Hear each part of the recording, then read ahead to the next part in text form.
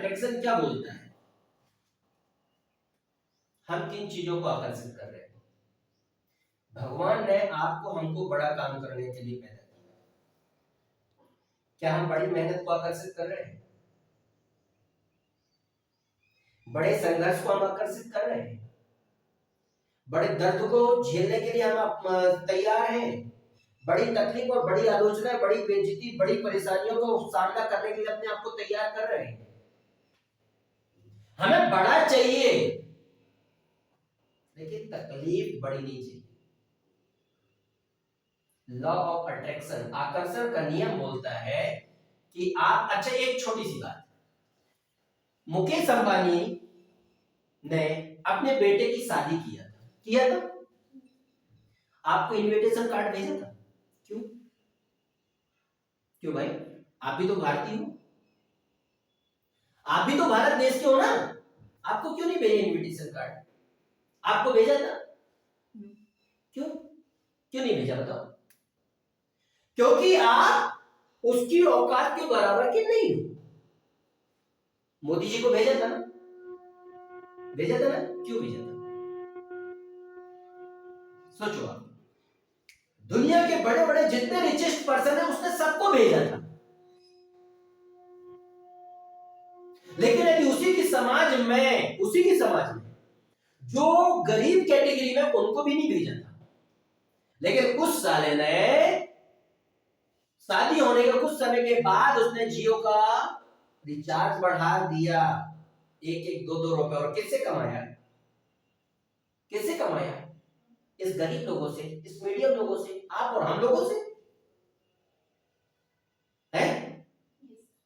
कहने का मतलब है चोर चोर मौसेरे भाई। आप वो चीजें आकर्षित कर रहे हो जैसे आप हो, आप उन चीजों को आकर्षित नहीं कर रहे हो जैसे आप बनना चाहते हो। आप बनना चाहते हो कि आप एक बहुत बड़ी कंपनी के क्या क्रिएटर बनो, बहुत बड़ी कंपनी के क्या फाउंडर बनो, बहुत बड़ी कंपनी के डायरेक्टर बनो, बहुत बड़ी कंपनी का लीडर बनो, बहुत बड़ी कंपनी को लीड करने वाला बनो। लेकिन क्या हम उन चीजों को सीखते हैं कि बड़ी कंपनी को लीड कैसे किया जाता है? क्या हम उन चीजों को सीखते हैं कि मार्केटिंग कैसे डेवलप की जाती है? क्या हम उन चीजों को फोकस करते हैं कि आखिर सेल्स कैसे बढ़ाई जाती है? क्या हम उन चीजों को फोकस करते हैं कि लीडरशिप कैसे विकसित की जाती है? समझ रहे बात को? तो ये चोर चोर मौसेरे भाई का मतलब है तूने भी गलती कर दिया, मैं भी गलती कर दिया। अरे यार देखो कितना अच्छा, मैं भी ऐसी। आपको नहीं मालूम कि कौन किस कैटेगरी का है, आप उसको देख करके आप उसकी उसकी तरफ आकर्षित हो गए, आप उसकी तरफ ऐसा करने लगे, उसकी तरफ काम चोरी करने लगे।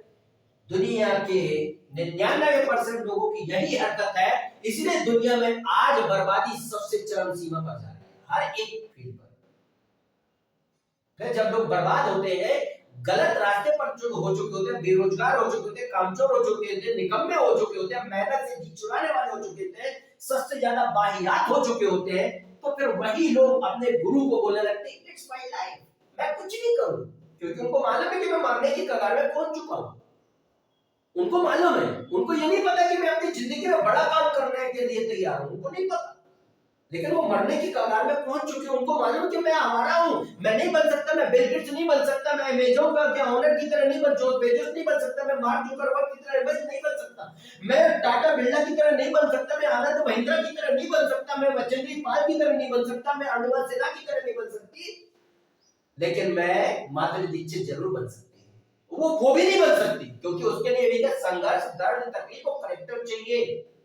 लेकिन इसके बाद वो गली छाप गलत रास्ते पर चलने वाली जरूर बन सकती है, कामचोर जरूर बन सकती हो, बेकार जरूर बन सकता हूं। क्यों? क्योंकि हम उन लोगों को आकर्षित कर रहे हैं जैसे हमको लोग दिख रहे हैं, जैसे हम दिख रहे हैं। आप सेल्स की दुनिया में यदि आगे बढ़ना चाहते हो तो आप दुनिया में आप नोटिस करो, जितनी टॉप की रिचेस्ट कंपनियां आपको नजर आती है, उन्होंने किन लोगों को आकर्षित किया, उन लोगों ने किन लोगों की जीवनी पढ़ा, उन लोगों ने कैसा संघर्ष किया, कैसे दिन रात मुश्किलों का सामना किया, और आज इसी दुनिया के लोग उनको सैल्यूट करते हैं, इसी दुनिया की।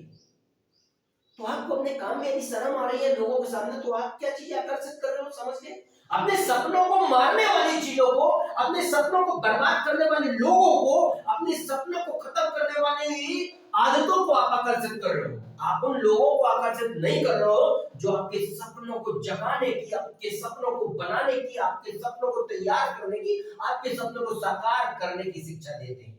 क्योंकि आप उनको आइडियल नहीं मान रहे हो, क्योंकि आपकी आदत में नहीं आ रहा कि हम उनको आइडियल माने। फील करो, इसलिए बताया गया है हम उन चीजों को बार बार आकर्षित कर रहे हैं, इन चीजों को जो हमारे जैसी है। बल्कि हमें क्या करना चाहिए, हम उन चीजों को आकर्षित करना चाहिए जिन्हें हम चाहते हैं, जिन्हें हम चाहते हैं। फील करो, जब आप लिखते हो, शॉर्ट एनालिसिस बनाते हो, तो कैसे ड्रीम्स के साथ शॉर्ट एनालिसिस बनाते हो, और जैसे ग्रेट एटीट्यूड के साथ एनालिसिस बनाते हो, जैसे हम फील्ड पर निकलते हैं अपने प्रोफेशन में, तो हमारा ग्रेट एटीट्यूड, पॉजिटिव एटीट्यूड पटक एटीट्यूड में बदल जाता है, पचक जाता है। फिर हम हीन भावना के शिकार हो जाते हैं, हमारी पर्सनैलिटी बदल जाती है, अंदर नेगेटिव दौड़ने लगता है, हम उदास हो जाते हैं, हम निराश हो जाते हैं और सोचते लगते हैं दुनिया में मैं ही निकम्मा हूं, मैं ही एक ऐसा बेकार हूं जो मेरे जीवन में ऐसा संघर्ष लेकर।